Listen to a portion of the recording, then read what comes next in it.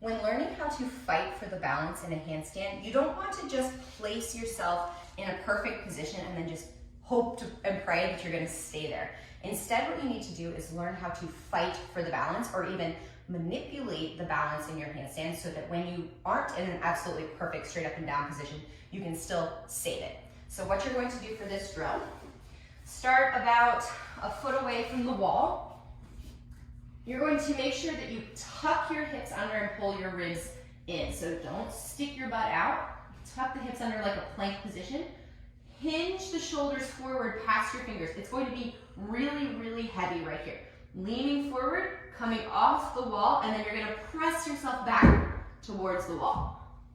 Hinge the shoulders forward, press yourself back towards the wall. And you kind of want to start to test that boundary. How far forward can you lean, come off the wall, still save the handstand?